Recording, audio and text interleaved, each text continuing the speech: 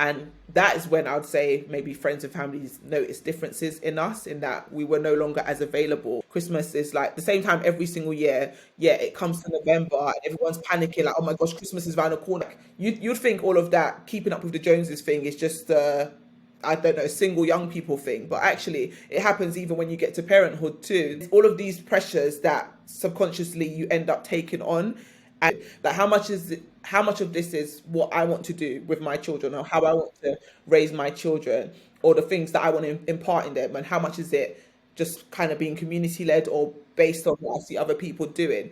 Sundays, for example, every Sunday after church, we'll go out with friends and just go to restaurants, spend money on a credit card, and then just put ourselves into more and more debt. Welcome to Humanising Finance with me, Krystle McGilvery. Here we get under the skin of money. We talk about the cognitive, emotional and psychological factors that affect you and what you do with your money. Most importantly, we aim to leave you with at least one nugget you can action immediately after listening to this episode. I am thrilled today to have this guest on the podcast with us. Let me read her bio. Today we have Tolu Frimpong. She is a performance marketing manager by day, finance coach and content creator by night. Now, Tolu is passionate about helping women break the payday to payday cycle. She's keen on helping women achieve their financial goals through the power of intentional budgeting, saving, investing, and side hustling. Now, Tolu has been on TV, including Channel 4's Bidding Wars, Channel 5's Top 30 Tips to Cut Your Bills, and Tolu also has a YouTube channel. She's also a writer for other finance websites, including NatWest. Tolu finally has spoken at many events, including Black Girl Finance Festival and other organizations such as Freeze Debt. Tolu, welcome. Thank you for that intro. Thank you. It's all right. Thank you. Thank you for joining me. How are you? I'm okay. I'm good. I'm blessed. Can't complain too much. Yeah. Yes. Nearing the end of my third trimester of pregnancy, so it's a lot at the moment, but I'm good overall. Well, you're glowing, and when I saw you, what was it, last week? Like, you're just shining, absolutely beautiful. So you're carrying it well. Thank you. I'm just trying to embrace it, because when people are like, you're glowing, to me, I'm just like, I look like a grease ball, but then it's all good. It's maybe how you feel, but it's not how you look, for sure. Oh, thank you. I appreciate that. That's all right. Well, thank you for joining us. Guys, today we're talking about parenting. We're going to touch on the shame that can come with you maybe not being where you thought you'd be financially. And we'll talk about mum wars, which I'm not a parent, but I hear a lot about it. Tolu, I want to dive right in and start with your debt story, if that's okay. So many people talk about their debt journey, but not about the fear and the shame and the embarrassment that comes with it. So could you talk a little bit about this and did you experience any of that? And did it affect your relationships with family and friends at all? Yeah. Okay, sure. Oh gosh. I'll try not to take up too much of your time sharing my debt story. But just to summarize, my husband and I ended up in over £36,000 worth of debt back in 2016, around 2016 it was. And that debt basically came about off the back of us buying our first home. So when it came time to buying our home, we had saved up all the expenses required to buy the property. So stamp duty, surveyor fee, etc., had everything ready. But basically in between the time of us having our offer accepted and being ready to exchange to us getting the keys, a lot of issues took place with the property. The people that were living there just trashed the house. It was a mess. And what that meant is that by the time we wanted to get the keys, it wasn't in a condition that we could move into. Like, when I say it wasn't in a condition, literally the kitchen roof had caved in. It was a dump. Oh my. I don't understand who was living here, but it just was in such disarray that there was no chance of us moving straight in.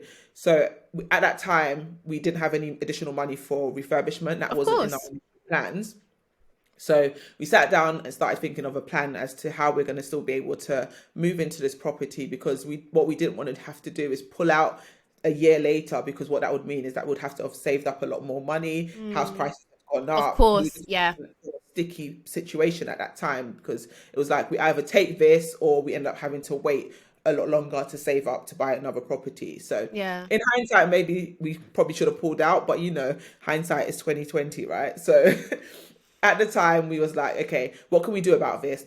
We had friends at the time who had also recently bought a property and they had lodgers living with them. And we thought that's an idea that we could probably try in our house. So we could potentially take out a loan from the bank, get lodgers to pay off that loan for us. Once the loan was cleared, we can get the lodgers to leave, and happily ever after we can live in our house. So we took out loads of loans we took out an initial loan from the bank.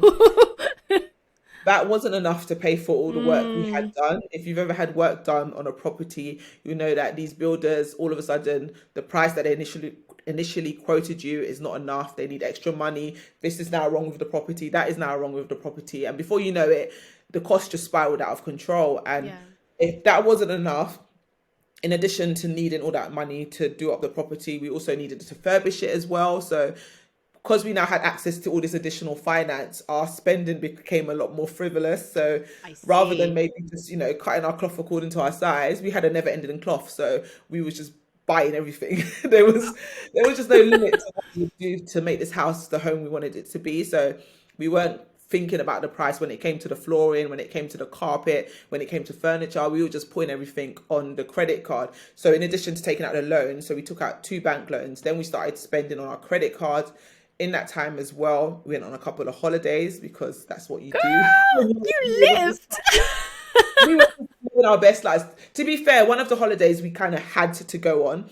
I say had in inverted commas because we didn't have to go on that holiday at all. But it was like a big family holiday, so all my siblings were going with their partners, etc. So we had to go too. So that's kind of why we ended up going on that trip. But we put literally the whole holiday on the credit card, me, my husband, my 2 children, spending money, etc. So you can quickly see how our spending just spiraled out of control.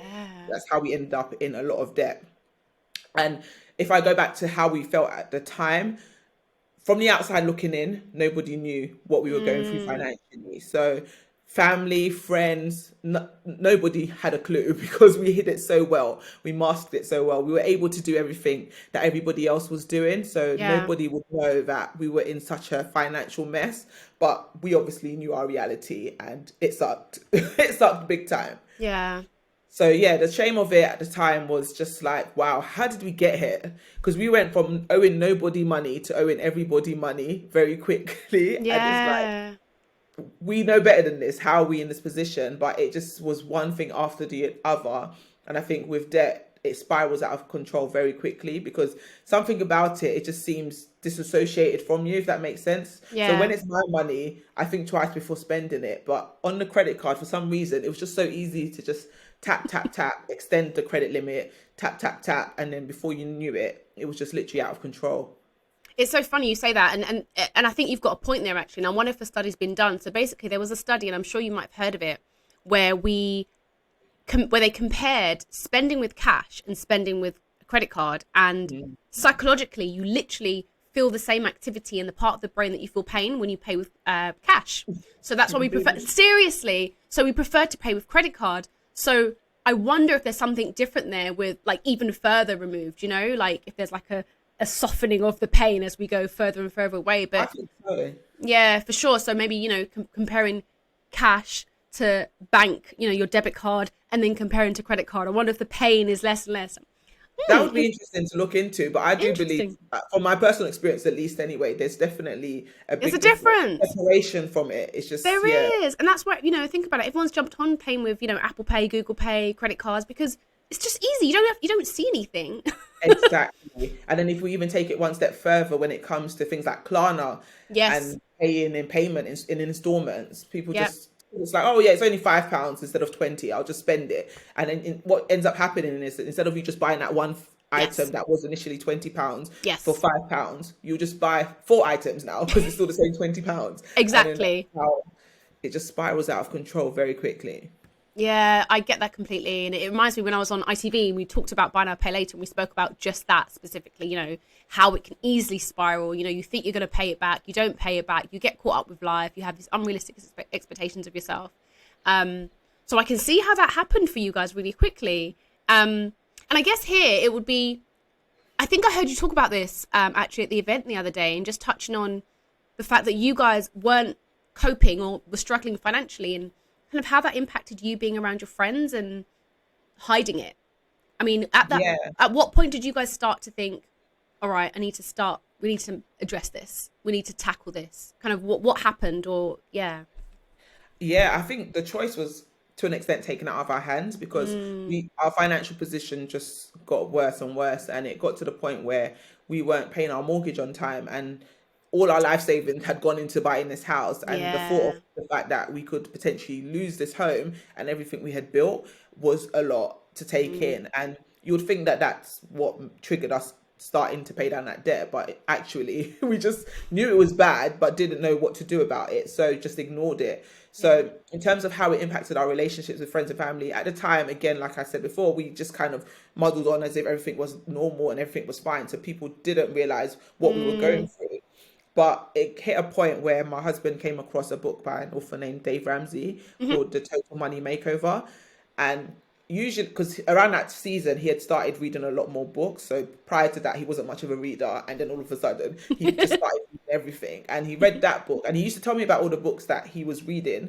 But for some reason, that was one book that he told me about that I too said, okay, let me read it too. Yeah. And when I read it, it was just like an aha moment. Like, this is it. We need a total money makeover. Like, what are we doing? And it was just like someone had held a mirror up to us, and we saw our situation for what it was for the first time, and we could no longer hide or ignore what was happening anymore. Because up until that point, because you asked me about how did we how our friends and families saw us, or how did they, like, how was our interactions when we were in debt, or did they know we were in debt, and all the rest of it. Even the two of us that were married living in the same home, we didn't even speak about the debt. So it was something that we both knew that was like a weight on top of us. It's like the elephant in the room, which we just failed to address, and we just ignored it for so long. But that book was literally the mirror held up to us that we could no longer ignore. We had to kind of face it head on. And that's what kind of triggered us onto that whole debt-free journey. Because in that book, The Total Money Makeover, he outlines, Dave Ramsey, the author, outlines like the 7 steps that you can take to pay off your debt and like achieve financial freedom. And we were like, yes, this is what we want for us. This is what we need for our family. And finally, we have a blueprint that we can follow. Because up until that time, it just seemed like there was no hope for the mess we were in. We didn't see a way out. But he kind of basically, in that book, that's what it felt like. We had been shown a way out. And it was like, yes, we just went all in and like, let's do this. And that is when I would say maybe friends and families noticed differences in us, in that we were no longer as available as we had been up until that point. So whereas before, like Sundays, for example, every Sunday after church, we'll go out with friends and just go to restaurants, spend money on a credit card, and then just put ourselves into more and more debt. But then after a while, it was like, actually, no, we we want to focus on paying down the debt. We can't spend money unnecessarily anymore. So it went from being available all the time to no longer being available. And to be honest, we never actually had conversations with our friends to say, this is what we're going through and this is why we're having to withdraw. It just kind of happened organically, where it was like, yeah, sorry, I can't make it. Sorry, I can't make it. No, sorry, I can't be there. And you prioritize yourself. Yeah. And that's what it was. We had to do that. And that's what we did. I love that. And I love the fact that you mentioned as well that Ramsey's book kind of held a mirror up to you. And I think that for me is a lot of the reason why I do what I do, and I'm sure you do what you do. You know, the fact that you talking about this stuff is going to trigger that one person to actually reflect and look at their finances and be like, actually, I need to sort this. Exactly. Raising the conversation and seeing that, okay, you're not alone, you're not an alien, it's just something that needs to be sorted, and you can do it. So exactly. Yeah. Thank you for that. No problem. Okay, so I did want to dive into kind of the parenting side a bit more. And like I said, I'm not a parent, but I've got lots of friends that are, and they talk to me a lot about the whole mum war thing and the competition, and it sounds like a nightmare, I can't lie.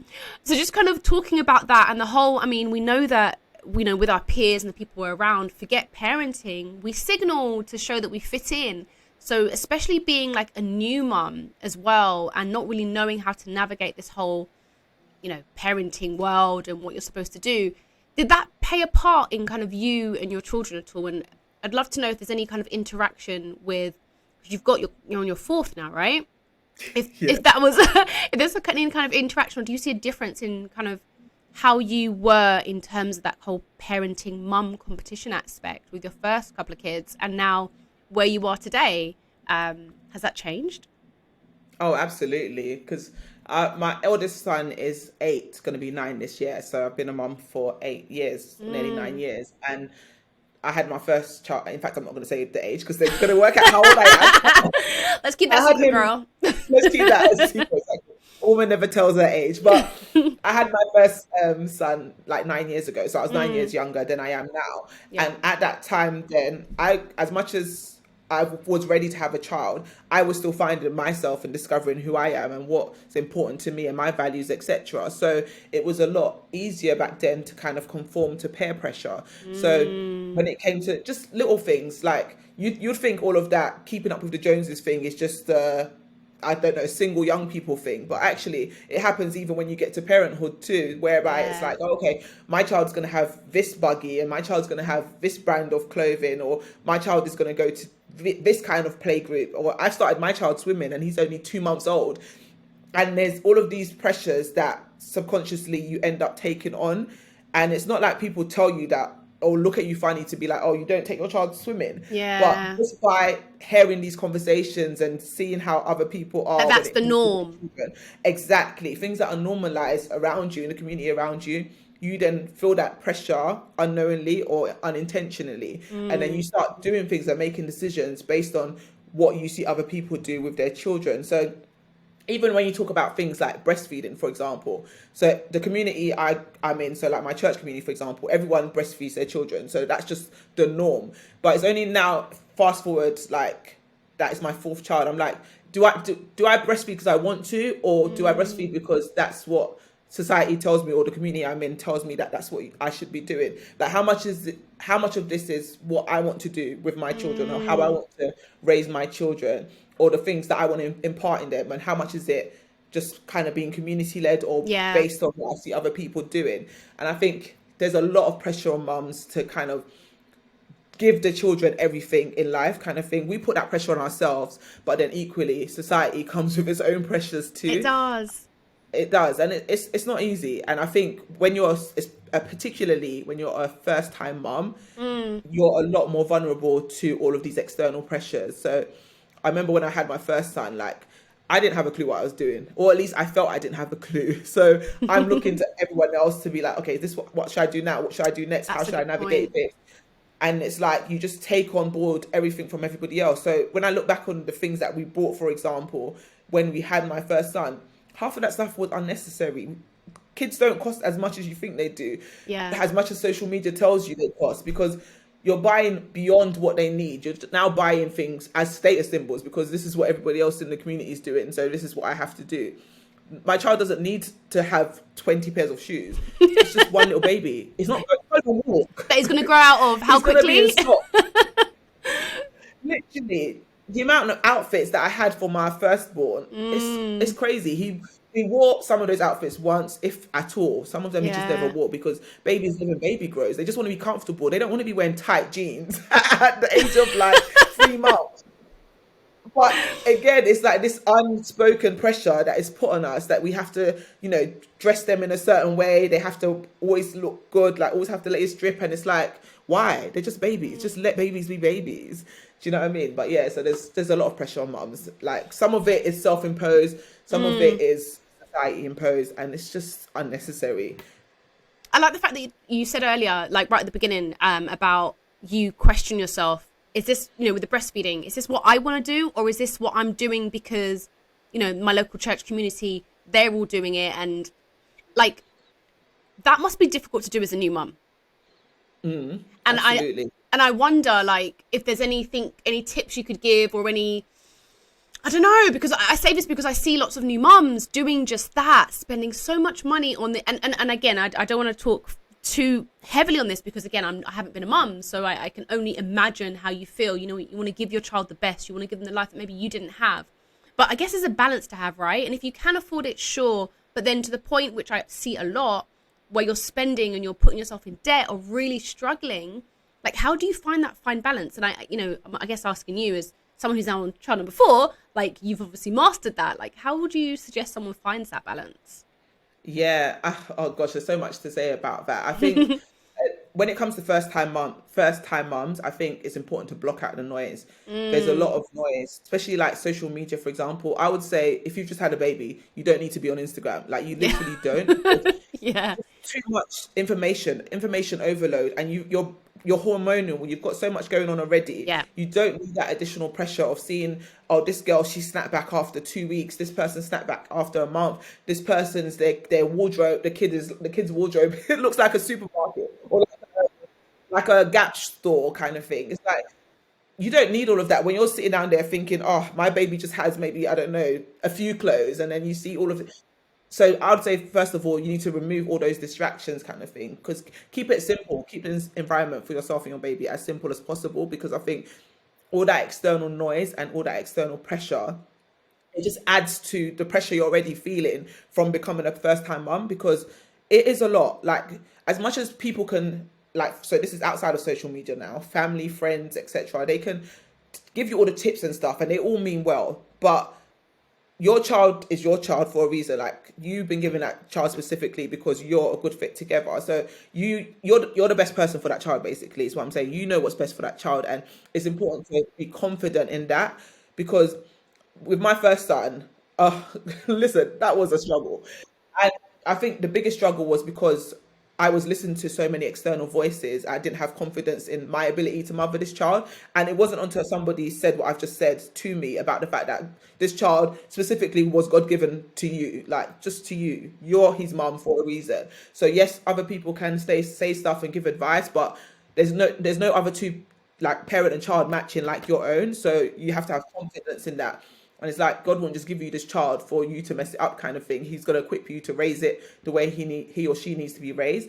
And that literally was like, I got set free after that moment. After that, it was like, yeah, it's true. Like, what works for you and your child doesn't necessarily have to be the right formula for me and my child, because every child is different, just like every parent is different. And it's like, we go together for a reason. So I'm going to be confident in that and focus on doing the best I can do to give this child the best life that I can give it. But then going on to what you asked about, was it expectation, in terms of wanting to give your children the best life and stuff like that you didn't have. I definitely fell prey to that a few years ago, and it's only the last year or so. So even you'd think that me being in debt would be enough for me to be like, Tolu, stop watching what other people are doing, face your front, stay focused on your financial goals. But actually, no. It's only like literally within the last couple of years that I've come to that realization that, do you know what? I don't need to do what everyone else is doing. Like, just because I can afford to do it doesn't mean I have to now do it, because it's different when I'm in debt and I'm trying to pay down that debt. But what happens now that I'm debt free? I just fall back into old habits. I still want to be keeping up with the Joneses. I still want to wear what everybody's wearing. I want my kids to go to all the different enrichment clubs that everyone else's kids are going to, all of these things. But it's like, you just need to know your values, stay true to you, and stay true to the kids that you are parenting. And then also realize that you wanting to give them the life that you didn't have, you can actually end up doing them a disservice. Because what I started to notice with my own children is that these kids were too entitled. I'm like, listen, no, it was literally maybe like a couple of Christmases ago when I realized, no, we've made a mistake here. Something has gone terribly wrong in this journey, because how is it Christmas Day and you're picking out present, like opening up, bear in mind, yeah, if I take you back to my childhood, yeah, Christmas, if I saw a Christmas present, that in itself was great, yeah. The fact that I have something to open, I'm grateful, I'm happy. So how am I now fast forwarding to my children opening presents, like, oh, clothes again, throwing the clothes, like Oh, so disappointed and upset at what they're yeah. getting, Yeah. even crying. There's too many clothes. Excuse you, there's too many what? I'm like, no, no, no, no, no, no. Something has gone wrong here. So it's like now trying to unpack all of that and unlearn all of Yeah. those things. So I think it was 2 years ago, I said to them, your birthdays, no more am I doing all of this charade. And again, that charade thing, where did that come from? I saw it on Instagram and I started doing it, where it's your child's birthday. Now you have to do this big display. My child's 5. Everybody, look, he's 5. Look at all these presents that I've Oh, bought him. My child is doing well in life. Look, I can buy him all these nice gifts. And it's like, I remember it was my husband actually that checked me on it. And I said, it's true. I never thought of it like that. He was just like, mm. you're doing all of this for Instagram. I was like, no, I'm not. I had to actually sit back and sit with what he said to me later on, because I'm like, yeah, it's true. Because where did this come from? Why do I have to now Yeah. do this big over the top display just for his birthday? And Yeah. he doesn't know that. So because of that, we made the expectation that every birthday it has to be a big Big, kerfuffle. massive show. And Yeah. to the point that now you're complaining that I only got like 8 presents. Excuse me. Oh, it's so true. It's so true, and you can see that. You can see kids that have been brought up in that way, where their parents have just chucked everything at them, Yeah. and they've not understood the balance. You know, it's not to And say there's no don't spend on your kids, appreciation. but yeah, There's no gratitude. You don't understand that I work for the money to buy these things for you, so you should be grateful. So it's like, okay, we've clearly gone too far that way. Now yeah. we need to Let's bring it back. Let's bring it back. So that's what we've been doing, like trying to unlearn those habits that we've taught them, those traits that, it's my birthday, so therefore I have to get 20 presents. Who Yeah. told you that? Why? Based on what we did. So what if it's your birthday? You don't have to get any presents. You're not entitled to anything. So yeah, it takes a lot, because It must be hard to unravel. It's hard to unravel, especially when, if you're looking online, you're seeing everybody else doing these things, and it's like, I don't want my child to be the child to go to school and get bullied because he's not wearing the latest Nike trainers. But then at the same time, I want to teach them that your value isn't in what you have. Yes. It's not in your possessions, it's in you and your character. So you need to be able to stand confidently, whether it's Nike trainers you're wearing or high-tech trainers. You have shoes on your feet, be grateful, and that doesn't add or take away from who you are. So these are all the things that now I'm trying to teach them. So it's like I've gone from one extreme to the other. Okay, I'm trying to find a balance in the middle, and it's not easy, because externally the pressure to want to keep up and to not have those kids that are like the odd ones or the misfits, it's hard. But at the same time, you've got to stay true to your values and know where you're trying to take these kids. Yeah, and it sounds, just kind of to bring that all together, it sounds like it's a journey, and that again, talking to those new parents or parents who've got their first child or in that similar challenge, it's a journey. And I think from what you're saying, the key is to check yourself along that journey, whether you can do it or someone else can check you, like your husband did. Hella useful. Like, those people are gold. Okay, thank you. And I think here maybe it'll be nice then to pivot, because we're talking about kind of buying your children stuff and spending possibly way too much when you can't afford it. I guess here it might be good to talk about those families that are having babies during these challenging times, right? Given it's really expensive right now, are there any key tips you'd give them as to how to navigate the current times? We know things are expensive, right? We're talking about energy bills and things like that. Do you have any tips related to right now? Yeah, so bringing it back to right now, if there had ever been a time for you to not care what everybody else is doing, it is now, because we are in a cost of living crisis. Your child does not need to be in designer clothes. It's not a necessity. So I think getting that out of your head and not focusing on what other people are doing will definitely help you. So like for me, I'm like, obviously I'm on to my fourth child. The clothes that he's going to be wearing are going to be hand-me-downs, or from family members and friends, and from places like Facebook Marketplace, Vinted, where you can get used clothes. I know friends that use that. Yeah. Yeah, you can literally get everything from these sites where you don't even have to spend money. I remember my last son, he's changing unit. I got from Facebook Marketplace. Sorry. Yeah. And it was literally a really nice solid one for mamas and papas, which if I had brought it brand new from there, it would have been like 200 quid. And I picked it up for like £15, and it's in the shed, and I'm going to dust it off, bring it out and use it for this new baby. And you're just going to clean it, disinfect it, make it all spanking. And also, I'll give another tip as well on that. I remember when I bought my first place, I went to a rich area and looked in that area. Shops around there. Because they often buy things and give them away when they've not even used them. Yep. I remember my friend got a rocking chair, like those cute little nurse ones that you have in your nursery where you use it for feeding. Yeah. And she got it for like 30 quid, 20 quid. And that's, again, like a few £100 if she had bought it brand new. Yeah. And her one, again, like what you said, had hardly been used. It had probably been used once or twice, because a lot of these things are gimmicks. It's like the idea of it sounds fantastic, but in practical living, you're not going to use it. Like, you don't need it. So she ended up getting it for dirt cheap. So I think definitely shopping around for better deals, using your community, using your network. If you've got family members that have had kids that are older than your kids, there's nothing wrong with borrowing their stuff, like, or literally taking it from them, using it. When you finish, you hand it on to the next person in your community that can use it for their kids. Yeah. But I don't know why we have this kind of pride about, I can't use secondhand, everything has to be brand spanking new. Who said that? Like, literally, who actually said that? There's so many stories that we tell ourselves girls, that when you start questioning it, it's like, no, but why? And when you start digging into the why, you realize that it's just because that's what everyone else has always done. Well, it's consumerism. It's for the sake of, it's advertising brands to make more money ultimately. Exactly. But what you're saying is basically leaning towards a sustainable economy where we are reusing things. Why not? Like, it makes sense.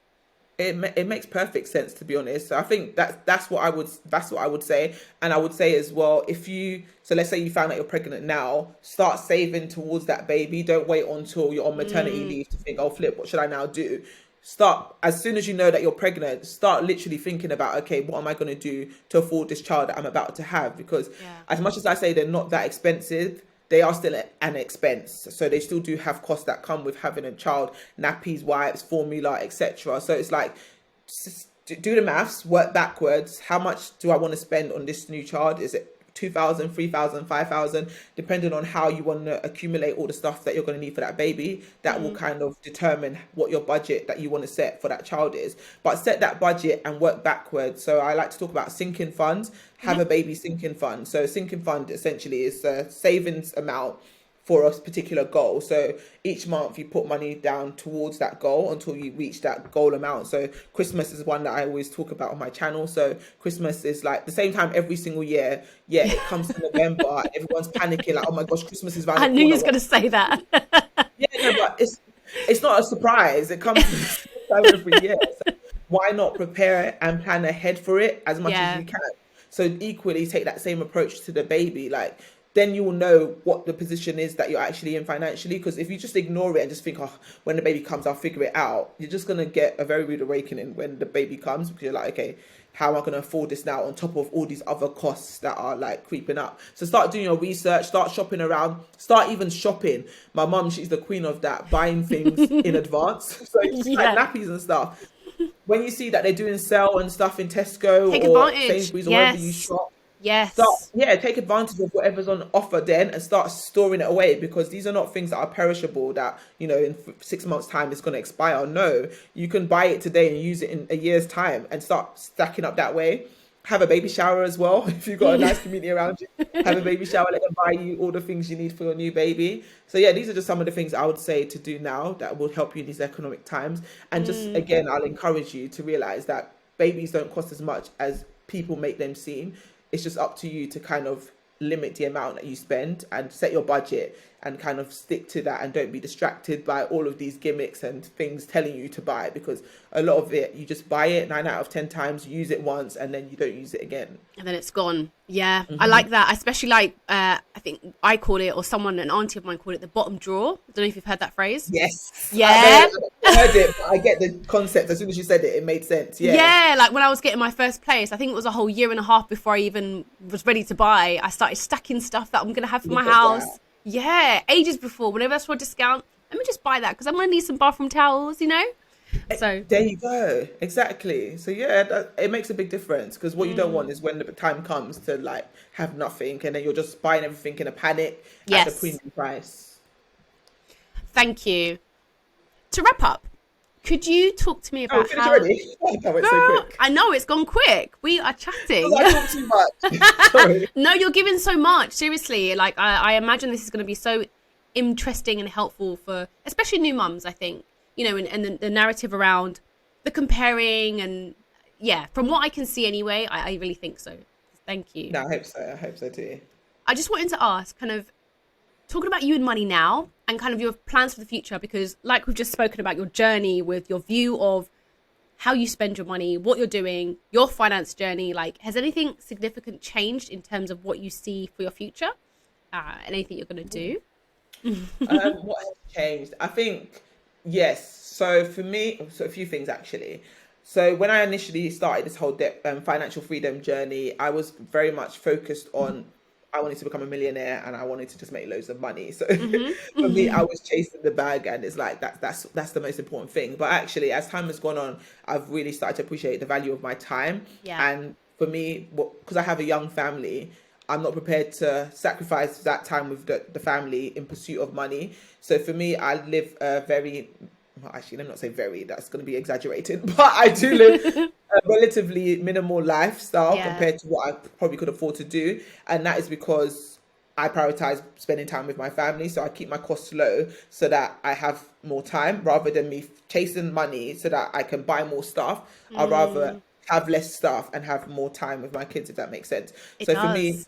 my focus, that's my focus for the next, I guess 10 years at least, because I haven't even had the last one yet, but at least for the next 10 years anyway. It's going to take, so if I rewind to when I started this whole financial freedom journey, my goal was to like aggressively tackle my mortgage and then invest aggressively to be retire early. But then when you sit down and actually think about your why, what's your purpose, what's driving you, where you're trying to get to, it just changed the whole direction that we decided to go in as a family, because actually, no, I'm not prepared to sacrifice these vital 10 years with my children Yeah.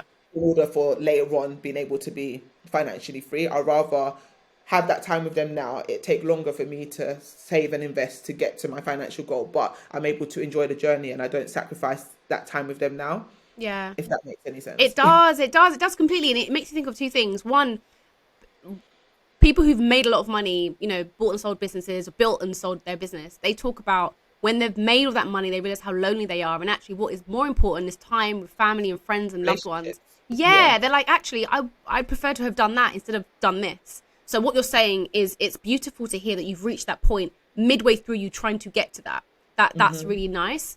And then I think earlier, how I'd see what you described is as if you are building a life of financial minimalism, which I think is, which I think is wonderful. Yeah, exactly. Which is all about, if anybody doesn't know, it's all about focusing on time and what you want to put your effort and energy into, those things that you value and care about, which isn't, you know, the shiniest, most expensive, I don't know, designer, whatever.